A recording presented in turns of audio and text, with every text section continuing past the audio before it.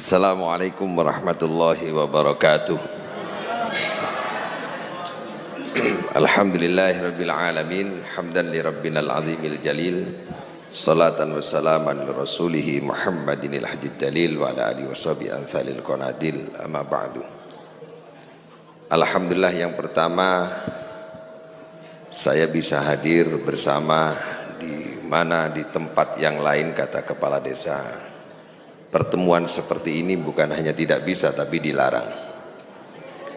Oleh karena itu saya ucapkan terima kasih keberkahan ini tentu kepada Ketua Takmir yang tadi memberikan sambutan, Bapak Kepala Desa yang sambutannya sungguh luar biasa, sampai harus merubah tema pengajian saya karena permintaan beliau. Para jamaah rahmati Allah, saya barusan sampaikan sama Habib Yahya. Pengajian ini ada habaib, salah satunya yaitu Habib Yahya yang bisa menemani kita semua. Ini suatu keberkahan tersendiri. Semoga Riyadus Shalihin ini, Riyadul Mustafa. Enggak kaget tapi Riyadus Shalihin ya. Mudah-mudahan selalu senantiasa istiqomah dan rutinitas atau wadifah ini menjadi bagian kita untuk mendapatkan cinta dari baginda Nabi besar Muhammad sallallahu alaihi wasallam, didampingi oleh Habib Yahya. Terima kasih Habib mendampingi para jamaah.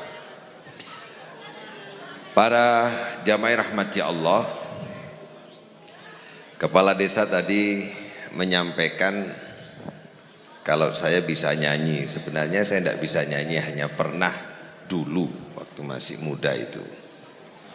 Kenapa ada sebuah lagu yang judulnya itu Suci Dalam Debu. Suci itu ruh. Ruh itu tidak pernah mati.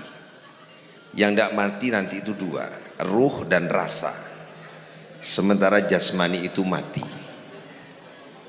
Ruh ini adalah substansi hakikat. Ketika manusia akan diciptakan oleh Allah Subhanahu wa taala, ruh ini ditanya dulu oleh Allah. Herruh, alastu bi rabbikum. Ruh ini menjawab, qalu bala syahidna. Ruh, kenalkah engkau dengan aku ini Allah Tuhanmu. Apakah kau kenal? Ruh ini menjawab, bala syahidna. Makanya kalimah yang pertama dan huruf yang pertama diucapkan oleh ruh, huruf ba, bala, ba, bala. Makanya rahasia bismillah itu ada pada huruf ba-nya. Al-Quran itu kalau dirangkum ada dalam Fatihah, Fatihah kalau dirangkum ada dalam bismillah, bismillah kalau dirangkum ada di kalimat di huruf ba. Karena huruf ba ini pertama kali diucapkan oleh ruh, bala syahidna. Jadi hakikat yang bersyahadat itu adalah ruh, bukan lisan, bukan jasmani, tapi adalah ruh yang pertama kali mengucapkan asyhadu alla ilaha illallah wa asyhadu anna muhammadan abduhu wa rasuluh. Jadi tretan hakikat manusia nika ongguna makhluk ruhani yang ditempatkan di dalam kedalaman jasmani. Saya ulangi ya, makhluk ruhani yang ditempatkan di dalam kedalaman jasmani. Jadi yang kotor itu apa? Yang kotor itu jasmaninya, bungkusnya. Yang suci apa? Yang suci ruhani. Tapi sekotor-kotornya jasmani, dia adalah suci karena sucinya jasmani dari sperma. Sesuatu yang keluar dari dua lubang itu adalah najis, kecuali sperma. Maka kemudian ada seorang ulama besar di Malaysia mengarang sebuah lagu gitu. Judul lagunya itu Suci di Dalam Debu. Suci itu ruh, debu itu jasmani. Debu itu wallahu khalaqakum min turab. Dan Allah Subhanahu wa taala itu menciptakan manusia dari turab, dari debu. Nah, debu ini yang min solsolim min hamaim masnun, yaitu adalah tanah liat itu. Di tanah liat inilah Allah Subhanahu wa taala menempatkan ruh. Di tanah liat inilah ditempatkan ruh. Jadilah lagu namanya Suci di Dalam Debu. Pernah tahu lagunya ya? Nah, karena disuruh kepala desa ini saya. Lagunya begini, insya Allah sebagian kenal kalau orang Muncarnya. Engkau bagai air yang jernih. Kita pernah dengar enggak? Di dalam bekas yang berdebu. Jangan asik dulu, kenal enggak lagu ini? Zahirnya kotoran itu terlihat, kesucian terlindung jua. Nyaman Gi? Bisa nggak nyanyi bersama? Coba. Engkau bagai.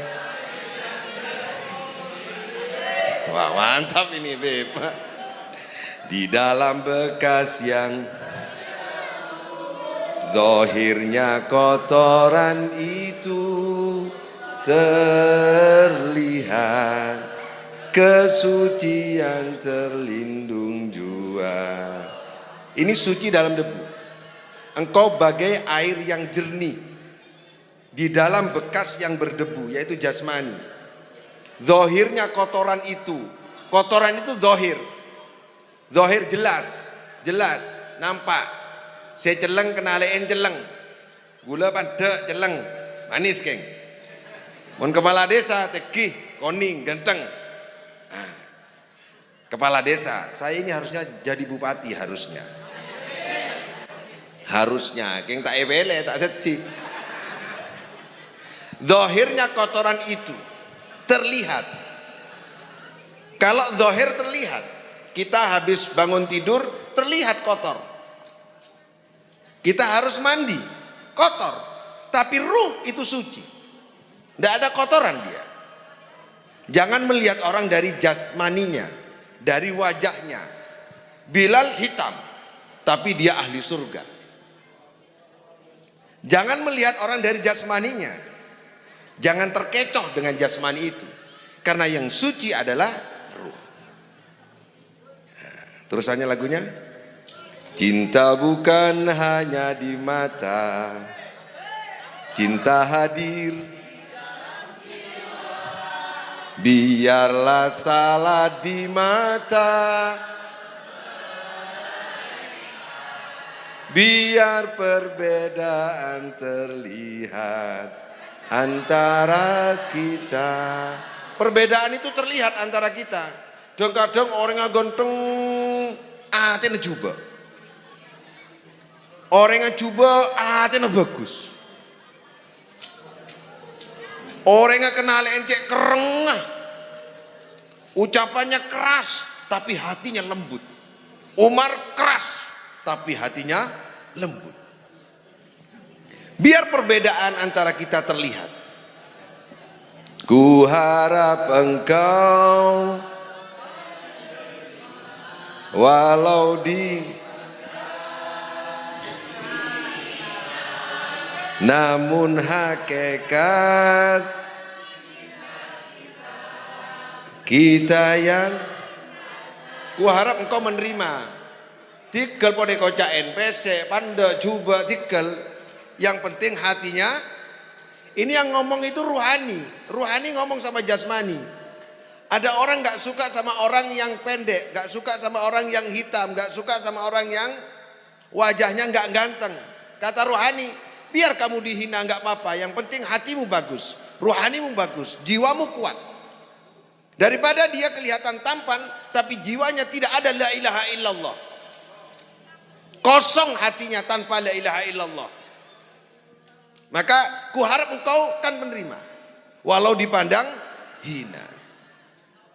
Jangan terkecoh. Itu maksudnya. Sudah ya? Terusannya. Suatu hari nanti pastikan pintu akan terbuka. Kita langkah bersama Di situ kita lihat bersinarlah hakikat, debu jadi permata, hina jadi mulia. Suatu saat rohani dan jasmani itu langkah bersama. Yang katanya hina, dia akan mulia. Debu akan jadi permata. Jasmani yang digunakan untuk sholat, yang digunakan untuk sujud, nanti akan jadi permata di hadapan Allah Subhanahu wa ta'ala. Tapi seganteng-gantengnya orang, secakep-cakepnya orang, kalau gak pernah sujud di hadapan Allah Subhanahu wa ta'ala, maka dia tetap hina di hadapan Allah Subhanahu wa ta'ala. Di dunia hina, di akhirat akan hina. Ini maksudnya lagu ini. Terusannya, bukan hayalan yang aku berikan, tapi keyakinan yang sampai sini, ini yang dimaksud Al-Quran. Al-Quran bukan hayalan, tapi ini keyakinan yang nyata. Mari kita buktikan. Alhaakumut takatsur hatta zurtumul maqabir. Pasti orang yang tergadaikan pikirannya, hatinya, perilakunya dengan harta, itu tidak bisa sembuh sampai dia masuk ke alam kubur. Orang yang mau cerek, mereka pakai sekolah, ngaji, melarat pagun cerek. Mereka bisa ambu penyakit cerek ini, kamu pun mate, mau tak mate tak ambu. Maka akan cari cerek ini tak bisa beres. Mereka cerek karena terikat oleh dunia. Apa maksud? Kalla sawfa ta'lamun, tsumma kalla sawfa ta'lamun. Nanti kamu akan tahu. Orang yang terpikat dengan harta, kamu akan tahu nanti, tapi nanti, bukan sekarang. Al-Quran memastikan orang yang akan meninggal dunia, satu. Orang yang telah meninggal dunia, dua. Ada dua kriteria orang yang akan meninggal dunia, orang yang telah meninggal dunia. Yang ketiga, orang yang telah tua. Orang cerdas itu, Pak, orang yang cerdas beni bekto ngoda, tapi bekto sepo. Orang cerdas yang lebih cerdas lagi ketika dia akan mati. Yang lebih cerdas lagi setelah mati. Al-Quran menyebutkan gini, kalla sawfa ta'lamun, thumma kalla sawfa ta'lamun, kalla law ta'lamuna ilmal yakin, la tarawunnal jahim, thumma la tarawunnaha ainal yakin. Ilmal yakin, ainal yakin. Orang kalau sudah tua, itu pikirannya nggak duniawi sudah, masjid pikirannya. Makanya banyak orang tua masuk ke masjid. Karena pikirannya sudah tidak lagi mau bicara seks, sudah tidak kuat. Ini kurang bini pun tak merangsang. Ini kutunya pun urus anak-anak muda. Apa yang terjadi? Pikirannya hanya menyiapkan diri untuk kematiannya. Cerdasnya itu setelah usia tua. Yang pertama. Cerdas yang kedua adalah ketika dia akan meninggal dunia. Rabbi laula akhirtani ila ajalin qarib. Ya Allah, saya ini akan mati. Kondisi sudah kena corona. Pusing sudah. Stres sudah. Ya Allah, jangan kau segerakan ini meninggal dunia. Kau tunda ya Allah. Laula akhirtani ila ajalin qarib fa asaddaq. Kalau kau tunda ya Allah, kalau kau tunda ya Allah, matiku kalau kau tunda ya Allah, aku akan sedekah. Wa akum minas sholihin. Aku akan jadi orang soleh ya Allah. Cerdasnya orang itu ketika akan mati, dia berjanji akan sedekah dan dia berjanji akan jadi orang yang soleh. Ketika umur kita panjang, ketika kita masih muda, masih pegang jabatan dan posisi, kita lupa tentang hal ini, tentang sedekah, tentang kesoleh. Cerdas kita ketika akan mati. Ini bukan hayalan Al-Quran itu, tapi keyakinan yang nyata. Ini Al-Quran yang dimaksud. Coba bilang berdaring PKI, berdaring komunis, divonis di pengadilan. Divonis di pengadilan. Ketika divonis mati, orang komunis ini menyanyi. Nyanyi malah. Ditanya, kamu kok menyanyi, kok malah gembira. Di lisannya itu kemudian muncul pernyataan begini si komunis ini, saya mati tapi ideologi saya tidak mati. Dia lupa hakim itu membunuh saya nanti, memvonis saya mati, padahal ideologi saya tidak akan mati. Dia sangat yakin terhadap ideologinya akan hidup, padahal tidak pasti. Ideologi itu gagasan pikiran. Dia genggam erat-erat dengan bahagia dan senyum, padahal ini tidak pasti. Hasil pikirannya sendiri, hasil kesepakatannya kelompoknya sendiri, tidak pasti. Kenapa Al-Quran yang pasti menjanjikan surga kita gak genggam erat-erat? Al-Quran pasti menjanjikan, Inna Allah ashtara minal mu'minin amwalahu anfusahum bi anna lahumul jannah.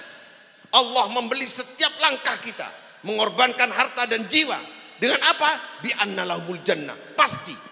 Kenapa kita gak genggam erat? Masa kalah dengan orang yang gak percaya sama Tuhan, dia tersenyum dalam kematiannya. Kita harus tersenyum karena surga yang menyambut kita dengan sholawat kita. Allahumma shalli ala Muhammad. Itu pasti janji Allah. Pasti janji Allah. Bukan hayalan, tapi kenyataan. Gitu. Karena cinta lautan pasti akan. Ini dulu dalilnya dari Al-Quran. Wa idzib tala Ibrahim rabbuhu bikalimatin fa'atammahunna. Cinta itu seperti kita berenang di lautan berapi. Kalau kita cinta kepada Allah Subhanahu wa taala, kita harus sadar tidak akan pernah tidak diuji, pasti melalui pintu ujian. Nabi Ibrahim diuji oleh Allah Subhanahu wa taala. Wa idzib tala Ibrahim rabbuhu bikalimatin fa'atammahunna. Ujian itu disempurnakan oleh Nabi Ibrahim. Bagaimana Nabi Ibrahim diuji oleh Allah? Lahir orang tuanya penyembah berhala dan semua lingkungannya itu pembikin patung, pemahat patung dan penyembah berhala. Dia sendirian, dimusuhi seorang raja yang sangat kuat. Dia tetap kokoh, akhirnya dibakar dengan api. Saat dibakar dengan api, dijanjikan oleh malaikat untuk didoakan akan dibebaskan. Apa kata Nabi Ibrahim? Biarkan semua berjalan sesuai dengan rencana Allah.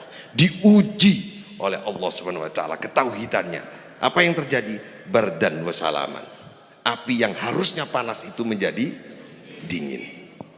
Lolos ujian. Kita kena corona aja sudah cara kelacir kebi. Cara kelacir kebi. Pun takut mati kebi. Kening remuncar ada distancing pun. Asolawat kebi tak takut mati mas. Ini takut lapar. Alhamdulillahirabbil alamin. Mudah-mudahan dengan solawat kita diamankan, kita disehatkan oleh Allah Subhanahu wa taala. Kenapa orang itu diuji oleh Allah? Kenapa Nabi Ibrahim diuji oleh Allah? Kenapa cinta ini harus berenang di lautan berapi? Kenapa? Qala inni ja'iluka linnasi imama. Apa kata Allah?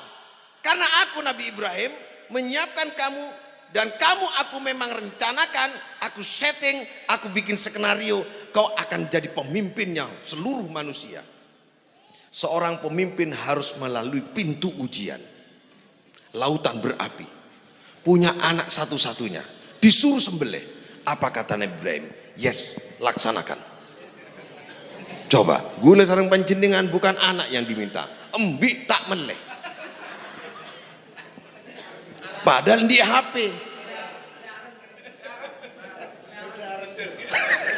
Bendareng gun. Negatore. Kita diuji. Apa ujian dari Nabi Ibrahim? Yang pertama adalah diuji nyawanya diambil. Nyawanya sendiri yang diambil dengan api Raja Namrud. Yang kedua, nyawa anaknya diminta.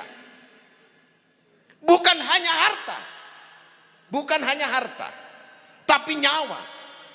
Kalau itu semua dikorbankan demi kecintaan kita kepada Allah Subhanahu wa taala, itu salah satu tanda bahwa Allah akan menggantikan surga.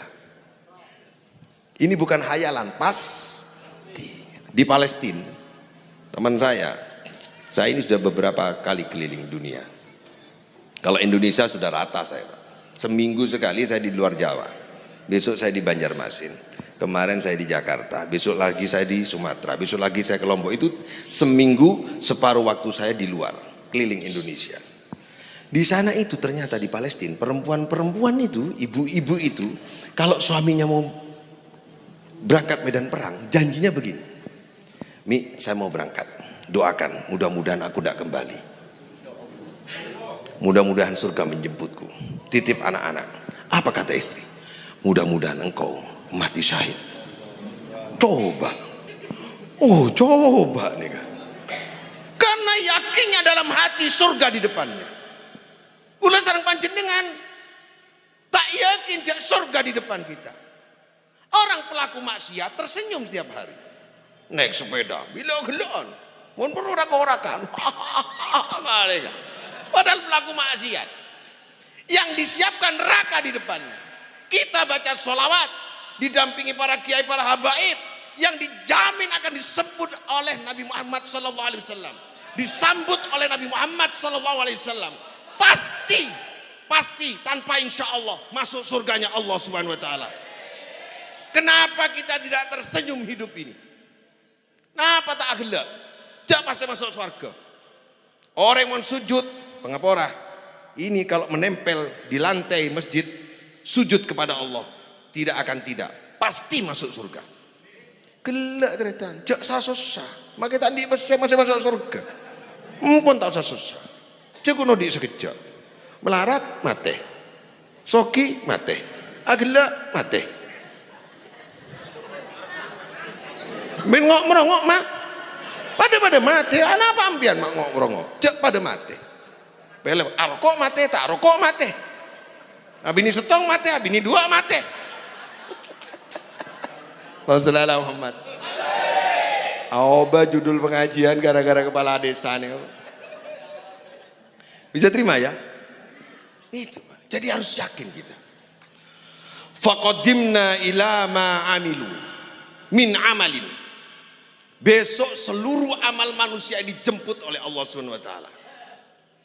Amal pernah membangun, pernah membantu tetangga, sahabat, amalnya datang. Tapi oleh Allah Subhanahu wa taala amal itu ditolak. Wa ja'alnahu haba'an mansura. Amal yang datang itu ternyata dihambur-hamburkan seperti debu, tidak ada guna. Kenapa ya Allah kau hambur-hamburkan ya Allah? Dia beramal bukan lillah, bukan karena aku, bukan karena Allah. Jadi besok Pak jamaah, kalau kita beramal datang di sholawatan bukan karena cinta kepada Allah, cinta kepada Nabi, sia-sia. Makanya ikhlas itu maknanya bukan menerima, ikhlas itu maknanya lillah. Kalau menerima namanya ridho. Jangan salah. Jangan salah. Ikhlas itu maknanya lillah. Ikhlas adalah karena Allah, melakukan sesuatu karena Allah. Pengajian ini berdiri karena Allah. Kita ibadah karena Allah. Jadi kepala desa karena Allah. Nyalon bupati walaupun kalah karena Allah. Mohon karena Allah nyaman, nyander nyaman, tak susah karena Allah kepi. Nek bade cerita, bade cerita. Bodoh kiai ini. Kudu pi tetangga. Oke, kantor ke. Engki. Ngopi ke. Depak nang teras tetangga nih kak. Toju lengki kiai. Pasti tinggal nyengkem kan. Bisa tetangga. Tak temonin. Kiai nih. Sabar kiai, pon pleman. Laku. Kiai, nggih kopi ke. Beri kopi. Kopi apa ya? Nang ya pon. Sabar boleh. Laku boleh. Puas sindir, hasut, fitnah. Namun kiai. Abid lama. Tetangga ini tanya penasaran sama kiai. Kiai, sampean saya goda. Saya minta datang ke rumah saya, enggak saya temui, sampean sabar. Tidak marah. Saya kasih kopi pahit, sampean tidak marah. Kenapa kiai? Hebat betul kiai. Apa yang ada di pikiran kiai? Jawaban kiai coba. Saya datang ke Anda itu bukan karena Anda. Karena Allah memerintahkan saya untuk berbaik-baik sama tetangga. Perkara kamu tidak baik sama saya bukan urusan saya. Coba neka lillah neka le. Pito, coba ambian. Engkau yolok tak beri kopi pakai kurang ajar. Nah neka. Tak lillah pun atau karena kawan kita. Jadi kita berbuat baik kepada tetangga karena perintah Allah. Kita datang ke selawatan karena perintah. Janji itu pasti. Siapa yang lillah pasti masuk surga. Siapa yang pernah lisannya mengucapkan la ilaha illallah pasti masuk surga. Siapa yang pernah sujud di hadapan Allah Subhanahu wa taala? Coba Pak Ki, ada ayat begini. Laqad khalaqnal insana fi ahsani taqwim. Ahsani taqwim. Hewan itu kepalanya dengan perutnya rata. Cetak di tabuk ini kepada pada rata. Mun manusia kepala di atas, perut di bawah. Kenapa? Karena hewan itu yang ada di kepalanya itu kun kakanan melolo. Jadi mun bedo orang kun kakanan melolo pada bi. Ngana. Sebab nang atas. Sehebat-hebatnya hewan, walaupun rata dengan kepalanya, dia tidak bisa sujud dan menempatkan keningnya di lantai. Tidak bisa. Makhluk yang bisa menempatkan keningnya di lantai hanya manusia. Sesuatu yang ditaruh di atas, di depan sendiri, di atas sendiri, ditaruh di bawah. Hanya manusia. Saat manusia itu sujud, justru kemuliaan ada di situ. Yang lain tidak bisa. Embi tak bisa. Coba embi suruh tak bisa. Nyapa aja tak melarat. Melarat. Tapi manusia bisa. Disebutkan dalam Al-Quran. Wa yazidkum quwwatan ila quwwatikum. Ketika manusia itu sujud dan dia minta maaf kepada Allah Subhanahu wa taala, saat itu pula Allah akan memberikan tambahan kekuatan pada kekuatan yang kita miliki. Mon penter tambah penter. Mon soki pak kuat kesokina. Mon cerdas pak kuat kecerdasna. Mon sehat pak sehat kecerdasna. Jadi sujud itu punya kekuatan yang sungguh dahsyat. Karena apa?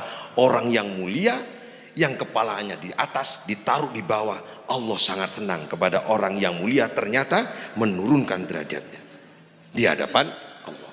Maka orang yang minta maaf, orang yang senondu ke orang lain, pasti mulja. Entah berjaja, coba. Bedereng klero nih, bedereng klero. Pas nyon seporah nggak nih kan? Pasti mulja. Pasti mul. Salah klero pasti lain nggak nih kan? Tak kira mulja. Ini pasti dijanjikan oleh Allah Subhanahu, bukan khayalan tapi kenyataan. Karena cinta lautan berarti pasti akan ku renang toleh halang ngoyreng bareng. Islam ini adalah agama yang tidak didikte oleh harta. Islam adalah agama yang tidak didikte oleh dunia. Islam adalah agama yang tidak didikte oleh kepentingan-kepentingan duniawi dan posisi serta jabatan. Tapi Islam adalah menjanjikan kebahagiaan hidup di akhirat. Ini para jamaah rahmat Allah. Malah tak tegang, iulangin dari adab. Siap? Engkau bagai mak lecak. Engkau bagai air yang jernih di dalam bekas zahirnya kot. Kalau saya dulu begini, suaranya waktu masih muda begini suara saya. Engkau bagai air yang jernih di dalam bekas yang berdebu.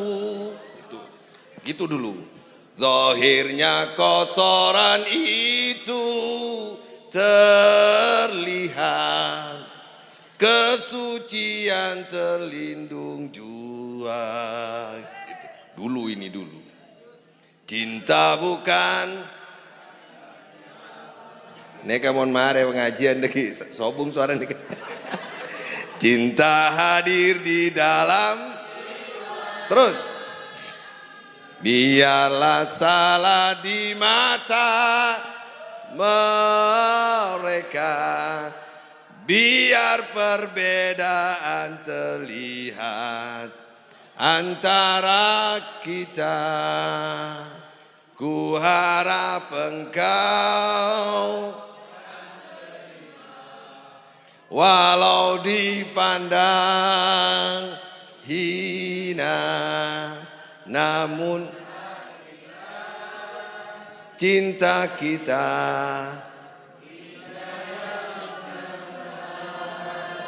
suatu hari nanti pastikan bercahaya, pintu akan terbuka, kita langkah bersama, di situ kita lihat bersinarlah hakikat, hina jadi mulia, bukan hak yang aku berikan, tapi keyakinan yang karena lautan berapi pasti akan ku renang. Selesai Pak. Boneka harap jadi ustad nih Mas. Pasti suruh nyanyi. Alhamdulillahirabbil. Jadi para jamaah rahmati Allah, saya tak ngaji lillah akhirnya. Lillah itu adalah ikhlas. Kalau ridho menerima. Kalau sabar itu maksudnya, sabar maknanya sabar nih, sabar. Sabar maksudnya canreng jebah weruh sak gurunge winarah. Sabar itu artinya weruh sak gurunge winarah. Nganeka. Ana pambeda orang gila mak sabar. Kening masalah nyalon DPR tak dadi. Kan beda ustad nang kantor nyalon DPR tak dadi. Beda ge? Serah. Beda.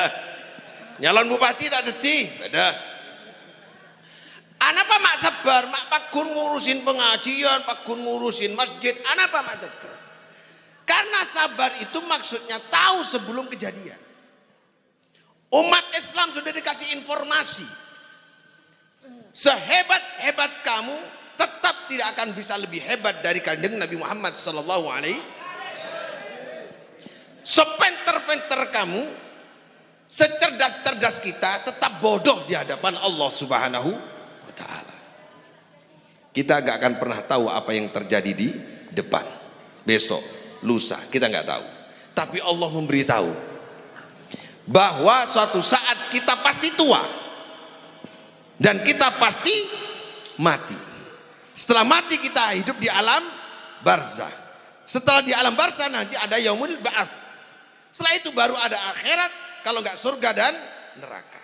Itu diinformasikan oleh Allah Subhanahu wa taala. Orang yang tahu bahwa kehidupan ini berjalan kepada kematian dan kematian itu membawa bekal takwa, pasti dia akan mengukur bahwa apakah pribadi saya, perilaku saya menyelamatkan akhirat saya. Ketika dia tahu apa yang dilakukan itu adalah menyelamatkan akhiratnya, pasti dia sabar. Tidak tergantung kepada keberhasilan dan kegagalan. Apakah dia menang, apakah dia itu kalah, tidak ada urusan. Yang penting saat kalah dan saat menang, dia tetap pada koridor takwa kepada Allah Subhanahu. Bagaimana perang Badar Nabi Muhammad menang, tapi perang Uhud Nabi Muhammad kalah. Bagaimana Nabi Muhammad diusir dari Mekah ke Madinah? Apakah itu kekalahan? Bukan. Justru ujiannya ketika diusir dari Mekah, Abu Bakar ditanya oleh para sahabat yang lain, apakah kamu tidak eman terhadap harta yang kamu tinggalkan? Rumah, ladang, seandainya di sini sawah ditinggalkan. Apa jawabnya Abu Bakar? Aku cukup Allah dan Rasul. Di saat seperti itulah yang dinilai dan itu yang menyelamatkan kita nanti di akhir. Bukan miskin yang membuat kita menderita, tapi mengeluh yang membuat kita menderita. Ketika kita miskin tapi kita tetap bertakwa kepada Allah, itu yang menghantarkan kebahagiaan di akhir. Bukan kaya yang membuat kita masuk surga, tapi ketika kaya kita sombong, tidak pernah sedekah, tidak pernah beringatkan kepada orang yang miskin, tidak pernah menyantuni anak yatim, justru kekayaan ini yang mencelakakan dia dan akan mengantarkan dia masuk ke neraka. Bukan kaya dan bukan miskin, bukan jadi dan tidak jadi. Gagal itu bukan di situ. Gagal itu adalah hilangnya la ilaha illallah pada hati setiap mukmin. Ketika hilang, itu gagal hidup. Karena hidup di depan ini jelas ada surga. Orang yang yakin bahwa surga itu di depan kita, bahwa kita adalah bersujud kepada Allah, pasti hidupnya sabar. Itu dijanjikan oleh Allah, pasti. Fa amma man a'ta wattaqa wa saddaqa bil husna fasanuyassiruhu lil yusra.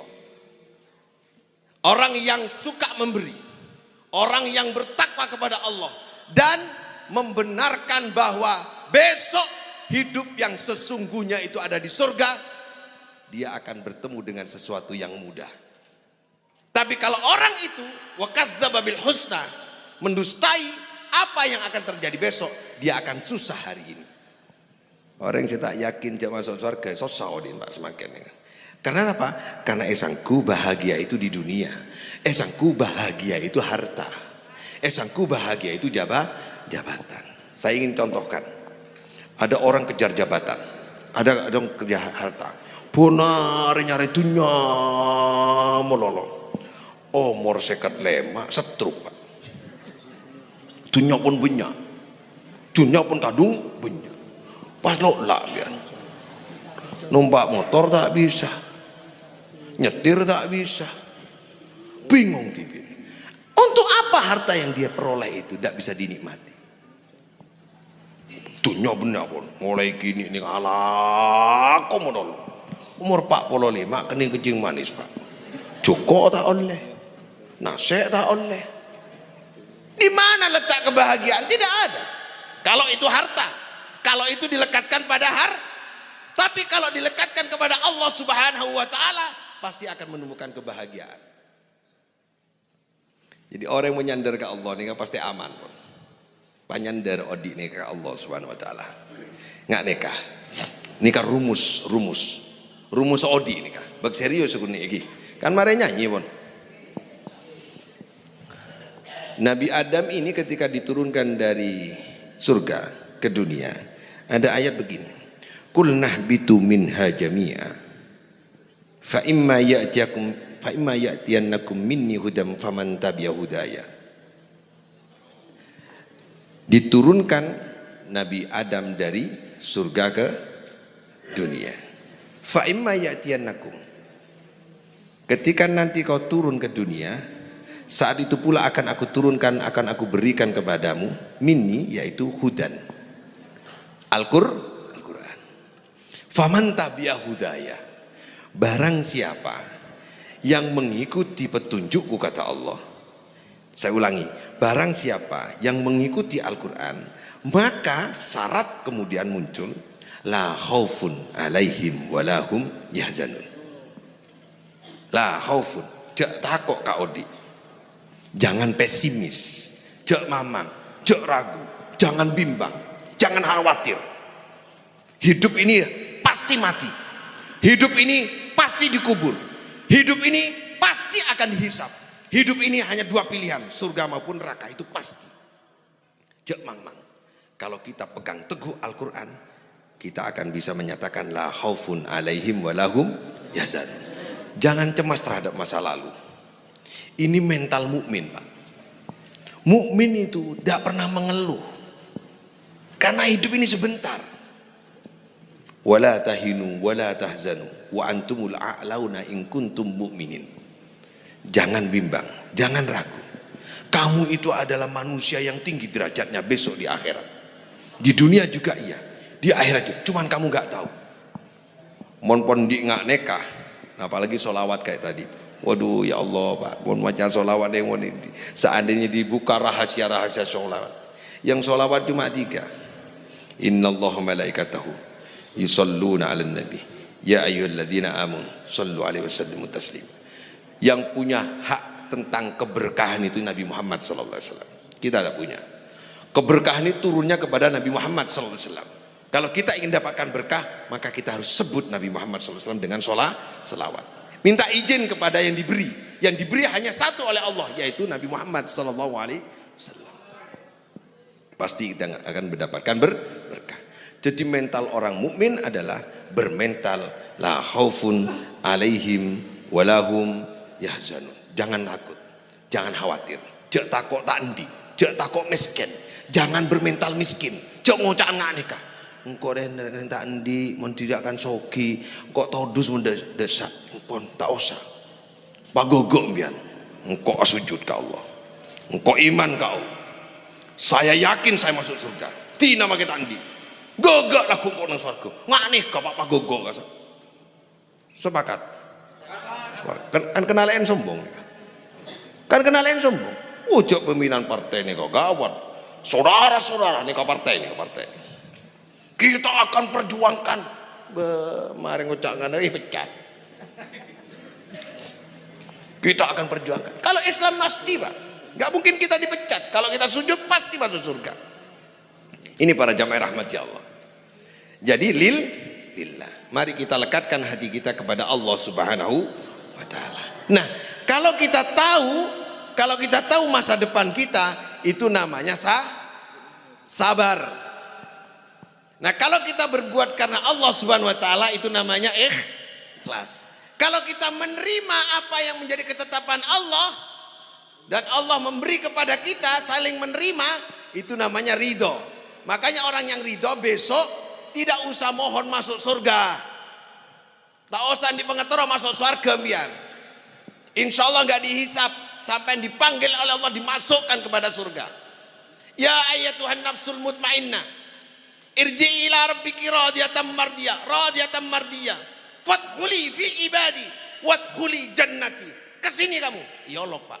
Kesini yang membaca la ilaha illallah itu kesini, yang sujud itu kesini, yang baca sholawat kesini, masuk surga. Seorang masuk surga Pak, tak usah minta. Nyaman tak nyaman?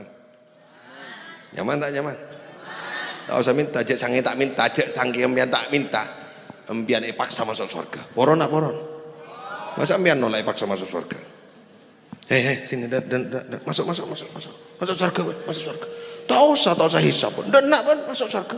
Mau mak gulai apa masuk surga? Boban kan norok Riyadul Mustafa. Ngane kah? Mak gagal no punten. Gagal tak gagal? Mangkal make tuduk nang bobon ini tak kira masuk angin pun. Masuk surga nih. Sobong corona nih Mas Pak. Mon lain distancing Pak. Gula numpak pesawat kudu rapid. Jaga jarak, antri. Nang Belimbing Sari, antri semeter setengah. Jalan boleh antri boleh. Kening remuncar bian ada rapat kepil. Sobong Pak Kepala Desa ada Mas. Tak maskeran pakai kepala desa Mas. Aduh, ini saking santaan yakin ke Allah Subhanahu, mudah-mudahan karena corona kan makhluk Allah. Gulan di empat jawaban. Bab corona ini kan di empat jawaban. Nomor setong ki. Tak apa ki? Ki pada waktu, Ustaz. Nomor setong. Jak Jumatan lah. Kan gak beri gitu. Sempat tak Jumatan kan? Oh, makanya berarti daerah lain. Kibon, tak apa-apa.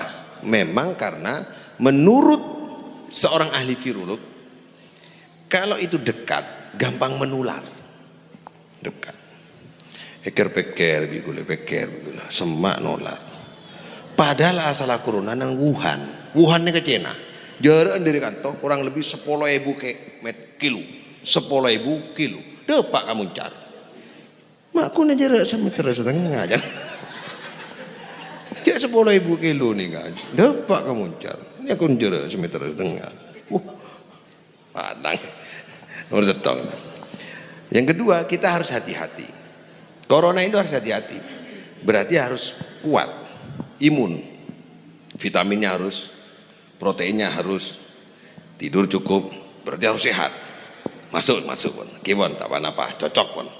social distancing, jaga jarak, jaga jarak, jaga jarak. Oke, sepakat gula pun sepakat. Mon orang tak berarti tak ke masjid tak apa karena memang begitu anunya dari tak tahlil, tak pengajian, tak solawatan, tak apa-apa. Tapi gulun di jawaban saya nomor 4 nih kawan. Kenapa? Apa orang pas tak ke Mekah, sobong ring tahu pas Mekah sepi, nangis kepi. Masjid-masjid Jumatan kosong, Jumat ke nongcompok biji-bijan. Boleh Jumatan di rumah, sholat Idul Fitri di rumah. Gimang pun fikir buka kopi. Tak apa-apa jo, tak apa-apa jo, tak apa-apa. Eker-peker bener lagi ya dukung gula. Masjid kosongin, Ka'bah tak powterin kan sobong orang itu bener. Ngara Allah tukang. Marah Allah itu. Buan masuk ke masjid tak ikhlas buan. Atau karmelolo tak mirah. Sekhutbah terus bagus sekhutbah nak. Saya ke Mekah aku nyari besi. Jual rokok barang kau. Nyiko. Nggak nih ngarang-ngarang. Kosong tak apa-apa mak kita ada masjid mak kita ada saya ngaji mak kita ada saya tahu tak apa-apa kok pagun kuasa. Kok pagun Allah ngarana.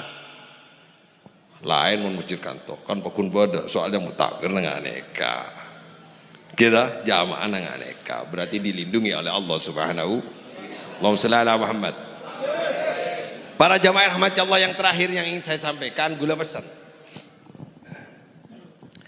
Hidup ini tinggal sebentar. Bekal yang paling hebat yang harus kita miliki, bekal yang paling hebat yang harus kita miliki hanya kalimat la ilaha illallah. Jangan sampai kita meninggalkan kalimat la ilaha illallah. Kalimat la ilaha illallah ini ada yang asalnya fa'lam annahu la ilaha illallah. Jangan coba ni kan la ilaha illallah. La mawjuda fil wujud illallah. La mawjudun illallah. Kalau dimaknai Jawa itu enak. Mun makna Madura kula tak pati bisa. Ora ana wujud ing dalam wujud kejaba Allah. Ora ana wujud iku maujud kejaba Allah. Sobung kan tak bisa gula. So melarat Madura bab melarat. Tapi bisa terima ya. Bisa terima ya. Tidak ada yang wujud di dalam wujud kecuali Allah. Tidak ada wujud itu wujud kecuali Allah. Tidak ada rencana kecuali rencana Allah. Gula sareng panjenengan tidak pernah merencanakan hidup. Tiba-tiba kita hidup. Beda nak kana umur segemi tahun pas ngucapkan nikah. Ya terus datang ke pengajian ya pas tak alako. Ngakana apa aja. Beda nama punten. Ya nyari si halal, si haram lam larat. Beda nama punten. Coba pikir baik-baik, pelan-pelan secara logika. Ketika kita umur 25, 27, ketika normal, ketika kesadaran berpikir kita sudah bagus, di usia 25, 20 terus naik, kita ini mengatakan mau makan apa? Coba lihat ketika kecil. Ketika kita kecil. Ketika kita tidak bisa, arangka tak bisa, ajalan tak bisa, kita makan. Digendong sama orang tua. Ketika kita kecil berlari-lari, kita bahagia. Ternyata kita dilindungi. Makan datang, rezeki ada, dibelikan sepeda, disekolahkan. Kita bahagia. Terus sampai usia 10 tahun. Terus sampai usia 15 tahun. Terus sampai usia 20 tahun. Kita tidak pernah menuntut dan pernah mengatakan bahwa kita akan makan apa. Karena kita selalu mendapatkan asupan dari orang tua. Saat ketika dewasa kita mengatakan ngakan apa gue lebih impian. 25 tahun kita gratis hidup tanpa pekerjaan. Kenapa? Karena hati kita lemah. Ketika manusia lemah di hadapan Allah, Allah mendatangkan orang tua untuk mengasuhnya. Ketika fakir miskin lemah, Allah mendatangkan suatu perintah. Araital ladzi yukadzibu biddin, fadzalikal ladzi yad'ul yatim wa la yahuddu ala ta'amil miskin. Ketika orang lain itu lemah, miskin, Allah memerintahkan adalah orang-orang berdusta kepada agama apabila dia tidak memberi makan orang miskin. Allah memberikan perlindungan.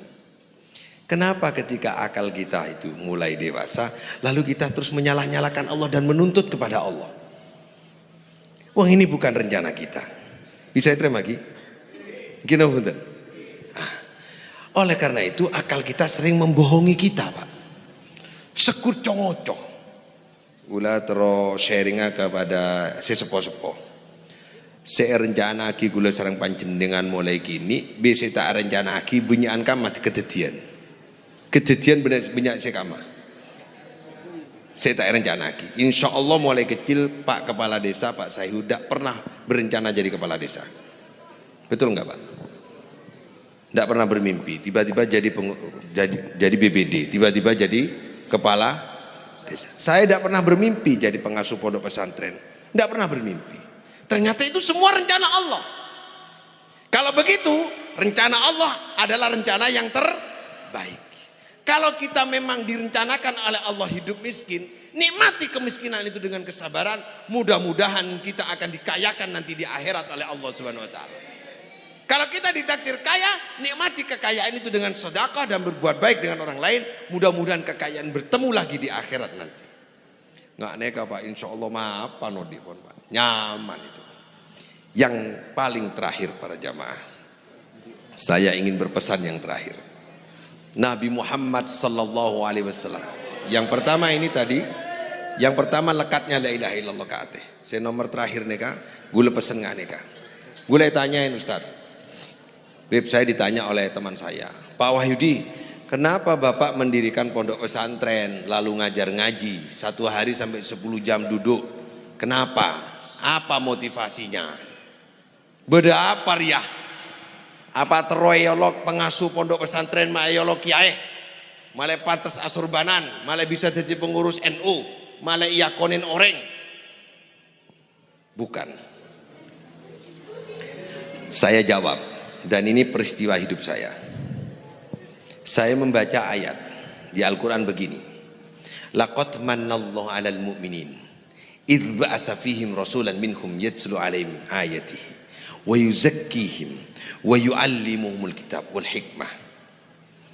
Allah menurunkan karunia berupa Nabi Muhammad sallallahu alaihi wasallam. Ini karunia turun dari Allah berupa Nabi Muhammad sallallahu alaihi wasallam.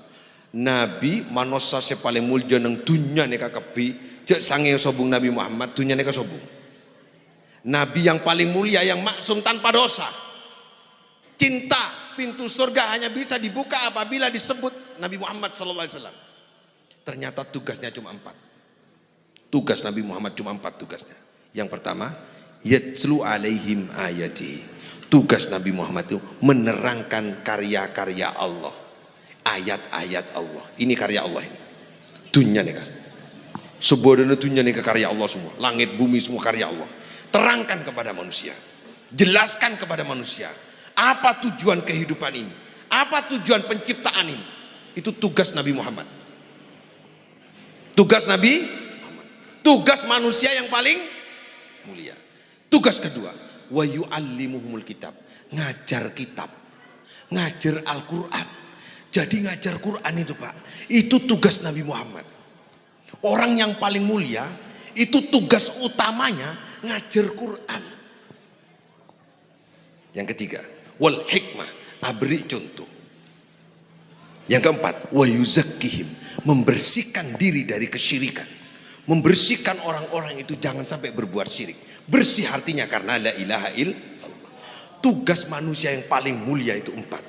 Ku lebih impian nikah seherah, tak mulja tretan, tidak punya kekuatan apa-apa.